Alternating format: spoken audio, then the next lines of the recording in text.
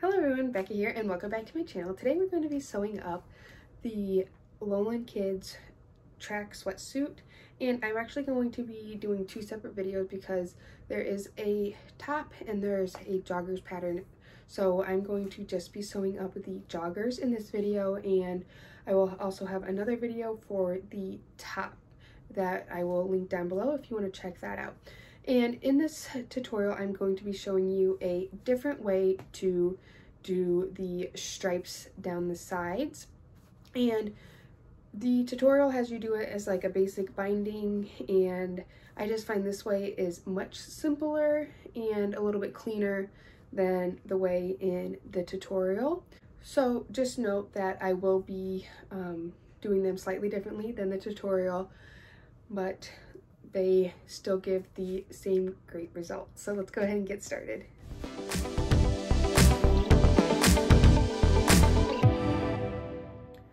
To get started, I have already cut everything out, and I am using this French terry. It's a cotton spandex French terry, so it has a lot of stretch, from Raspberry Creek Fabrics. It's one of my favorite places to order fabric from, and I will put a link down in the description if you want to check them out. But I'm just going to go over the pattern pieces that we need for the joggers. So first off, you're going to have two opposites of your back, two opposites of your front. You're going to have two cuffs, two opposites of your inside pocket, two opposites of your pocket. I have two opposites of your inside pocket and two opposites of your outside pocket, or front and back, I think is what they're called. And then you're going to have two pocket binding pieces and then two side leg binding pieces. So those are all of the pieces that you need for your pants. And we're going to just set everything aside besides our front pants and our pocket front piece is how it's labeled. What we're going to do is we're just going to work on one leg at a time.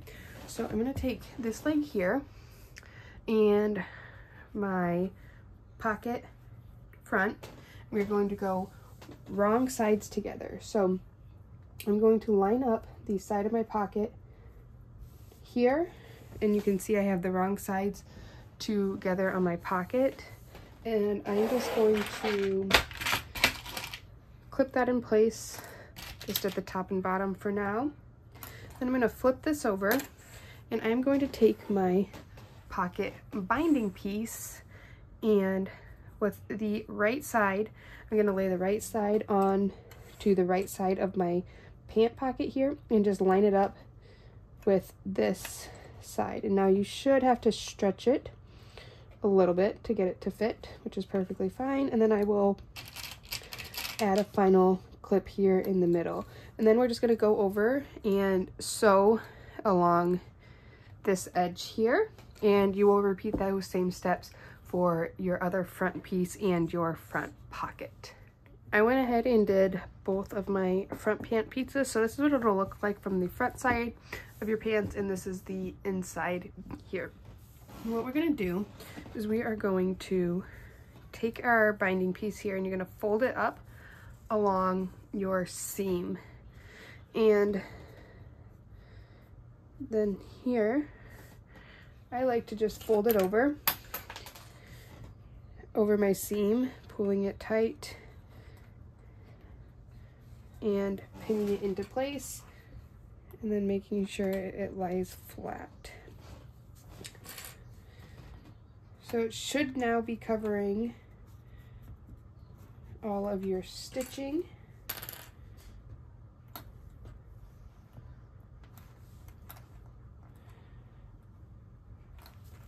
Like so. So you don't want your stitching popping out. You want it down over it. Then we're going to just take this over to our sewing machine, and I just use a straight stitch on this. You can use a twin needle, a zigzag stitch. You can use a cover stitch if you have one. But I just do a straight stitch, top stitching it on my binding piece, just right along the edge there, making sure as you're doing it, you're catching this lip here. And again, we will do that on both of our front pieces. Once you have top stitched your binding down, it'll look like this. And then on the back, you might have a little bit of a lip, which is okay. Depending on how big it is, you can go ahead and trim it if it bothers you. This is a relatively small lip. I might trim it down a little bit, but you definitely don't have to. It's not gonna flip out of your pocket or anything like that. And like this one, the lip is a little bit smaller and nicer there. My machine got stuck a little there. What we're going to do next is you're going to lay your front pants piece with the wrong side facing you. You're going to take the back pocket pieces, and with right sides together, you're going to line up the straight side of your back pocket piece with the edge of your pocket, your front pocket, and the edge of your pants here. With that, and we're going to do that on this side as well, so that'll go there. And then we're just going to pin around this pocket. So this is what's going to complete your pocket bag. Just match up those raw edges all the way around, and then we are going to sew this up. And you will only be sewing this edge here with the curve on it. We'll leave this side, and then we're going to do the same thing here. We'll pin all the way around and sew that. Once you have that sewn, you can see here, there's the back, the wrong side, and this is what it'll look like from the front. So your pocket is going to stick out here a little bit. Now what we're going to do is we're just going to work on one leg at a time. I'm going to set the other side aside, and we are going to take our pant binding piece here first. Now this is where it is going to be different than the instructions. The instructions have you lay it on flat and open. What I'm going to do is I'm going to fold this in half with wrong sides together, matching up these edges here. And then this edge is going to be what I lay along the edge of my pant. So the other thing you can do is you can baste this pocket down right here. From here to here, you can baste the pocket bag down just to keep it in place. I'm not going to do that. I just will hold it in place with pins, but that's just one option to make things easier. And you could also baste this top piece down here. Just again, makes it a little bit easier when you're sewing and attaching, so you don't have to worry about all the layers staying together. But then I just will fold this end here and line it up to this bottom hem.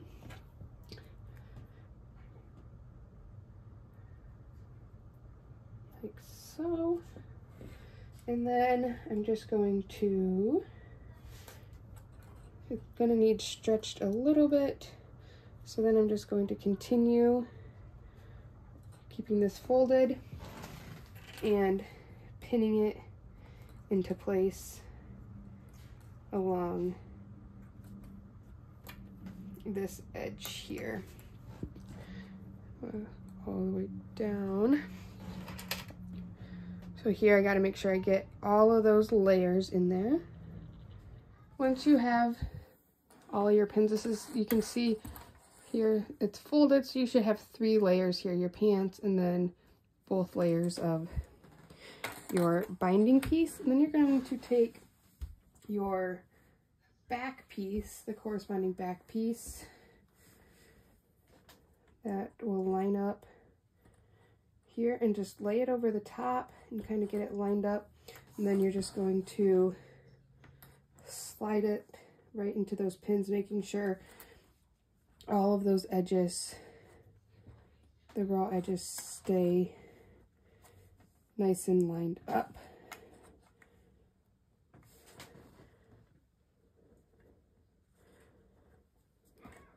And once you get that in there, you're just going to go and sew all the way up this leg here from the top to bottom. Again, making sure you are catching all of the layers, keeping the edges nice and lined up.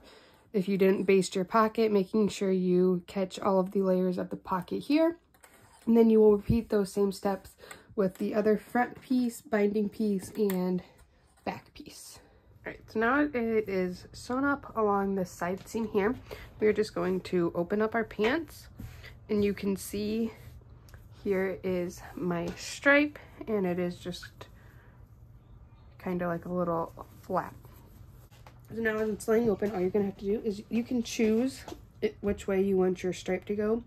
It doesn't really make a difference. It's kind of your preference here of whether you want it to fold towards the front or fold towards the back. I am going to do it towards the front on this pair. The last pair I did it towards the back, so I'm just going to pin it down. You can press this down as well to help it lay in place. I'm just going to pin it.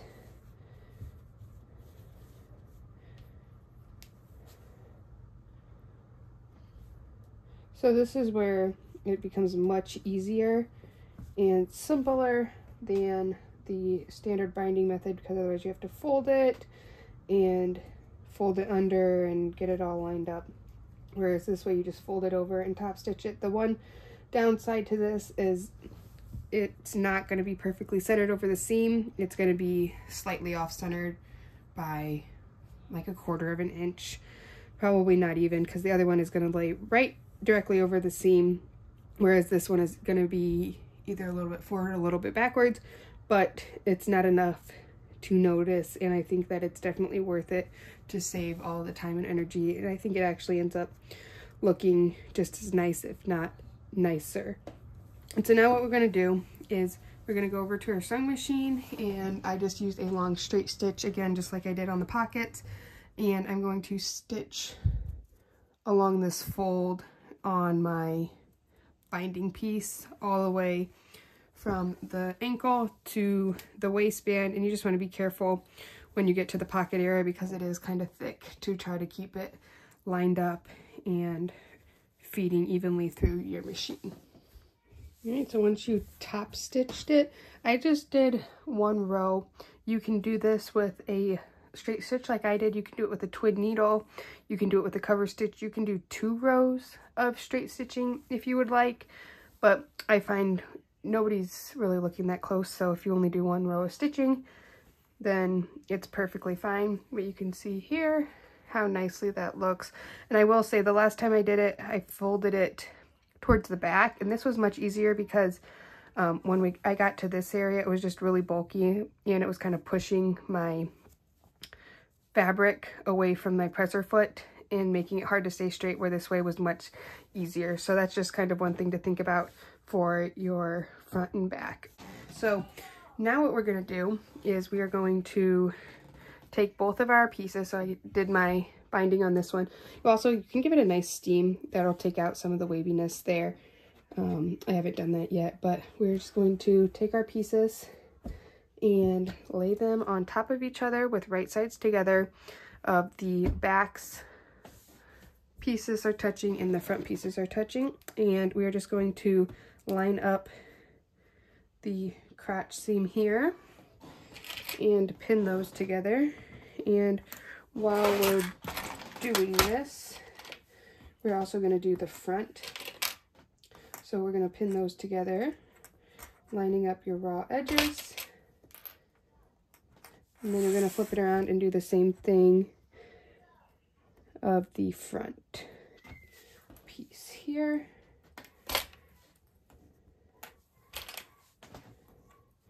And just make sure everything is lined up.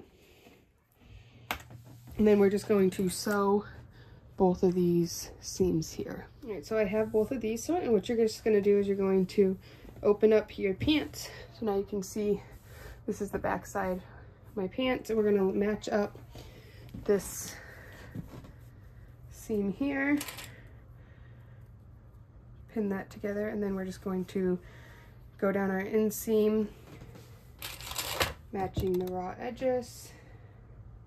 So you should have a front and back right sides together touching here now. And then, sorry, we're going to go on the other side and go down the other leg inseam. And then you're just going to take this over to your machine and start at one ankle, so all the way up and around, and all the way down the other ankle. So now we have the base of our pants done, so we're going to just set those aside for a second, and we are going to be doing our cuffs next. We're just going to lay our cuffs out. You want to make sure your grain is going up and down, so that's the like little stripes. I don't know if you can see that here on my fabric. And we are just going to fold in half and pin along this long side here, and we will do that on both pieces. Fold it in half, just pin both of your pieces along the long side, and then just sew down the sides of both of those. So we're just going to do one cuff here. What we're going to do is we're going to fold it open so our wrong sides together. We're going to line up our seam here, and I like to just pin that in place first, and then I'm going to flip it over and even up my edges here, and then I like to fold it in half and mark this half point here. So now it can be divided in half. Then I'm just going to take my pants and slide it inside of my pant leg with right sides together. Now if you are doing a directional print, meaning your print goes one way, this is just kind of a random print, you want to make sure that you put it in the correct way so that when you fold it over, it is not upside down. But I like to put the seam of my cuff along the inseam of my pants so that it's not sticking out. So I line that up with this seam here of my inseam, and then I take this half point here and line it up with the seam line, the outside of my pants. And now as you can see, the cuff is much smaller than the pant, so you just kind of have to stretch it and sew all the way around. I like to start here so that my seams stay lined up. So I start here and sew over that seam, go all the way around, stretching the cuff as I sew. Once you do that, I went ahead and did the other leg as well, so you will do the same thing on both legs with your cuffs. And I have my cuffs in there. You can see they stick out here at the bottom if you pull them out. What we're going to do next is we are going to do the waistband, and this is our last step. Now the first thing, if you are not familiar with this type of waistband, or you just want something to make it a little bit easier, as I mentioned before, you can baste your pockets down. So the pockets are going to open up like this quite a bit, and what you want to do is fold this front here, match it up so that this piece of your pocket lays nice and flat with your front of your pant. You want to do that on both sides. You can pin it into place, or you can, like I said, baste it down, which will then take away having to worry about that. I just pin it in place and I'm good to go with that. And then I'm going to take my elastic here that I have cut. The big thing here with elastic that I want to say, before you cut it, make sure you stretch it to its max a couple times, then cut it. That'll give you a more accurate size of your elastic. But what you're going to do is you're going to line up the edges of your elastic, and you're going to do with a wide zigzag. You're just going to go up and down here. So we're not overlapping it, we're butting it up so that it stays nice and smooth, and just doing a zigzag up and down. I like to go up and down 3 or 4 times, making sure that these edges stay butted up together and are not going to come apart. So you can see here I have this sewn up nice and tight, and now my elastic is in a nice loop. You want to make sure it's not twisted and then it lays flat. What we're going to do now is I like to just kind of section it before I do anything, and I like to use a marker because it doesn't shift around. So I just am going to draw a line at the halfway points, and then I'm also going to find the quarter points by matching up those first 2 marks I made and making another one. Then we are going to turn our pants right side out. You can see how they are looking now. And we're going to take our elastic and insert it inside of our pants. First taking 2 half points, matching them up with our front and back seam. So I'm going to take this point here now, match it with my front seam, and then I'm going to line those up. And for these, our side seams are pretty much our quarter point, so I'm just going to use those. I'm going to take this quarter point here, match it with my side seam, and do the same thing. Where's my point? There it is. And now we have it pinned in place. And so just like our cuffs, you can see how much smaller our elastic is than our actual waistline, so we are going to have to stretch it. We're just going to go, I do this on my serger.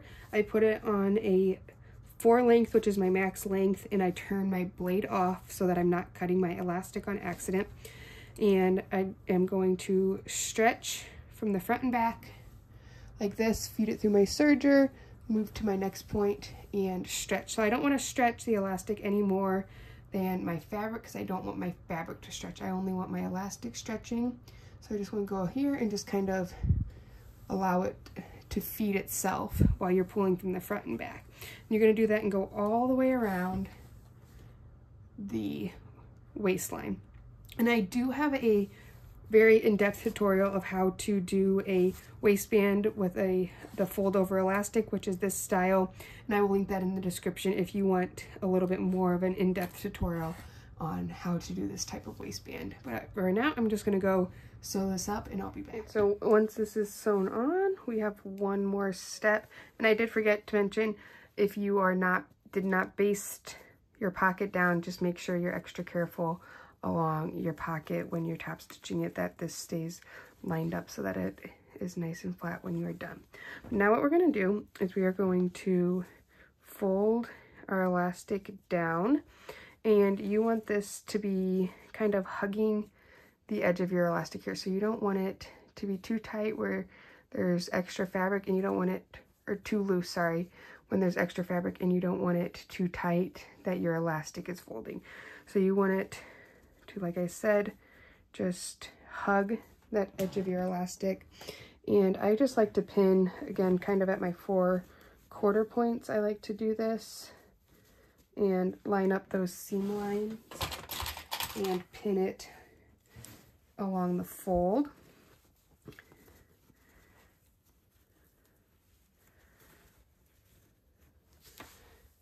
And this one does get a little bit trickier to top stitch because of the pockets and kind of the bulkiness around the front area.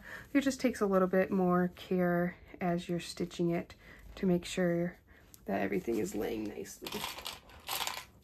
But once you have this folded down, then you're just going to take this and top stitch along the bottom portion of your elastic over here. So again, you're just going to slightly stretch, feed it through your machine, and stitch all the way around. So your seam allowance should be 1 1/4 inches, which is the size of your elastic if you're using the elastic from the pattern, which I am. So I'll stitch right here, and my stitches will be in my seam line.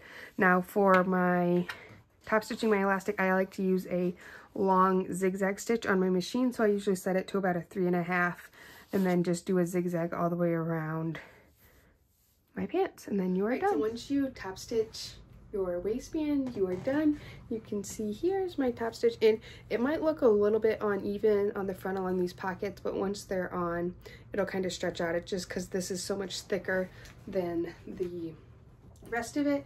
But other than that, these are so cute, and they have such a fun design with these stripes on them. It's a great way to just add a little bit of personality to kind of a basic jogger pattern. And I hope that you really liked this tutorial for how I did the sides.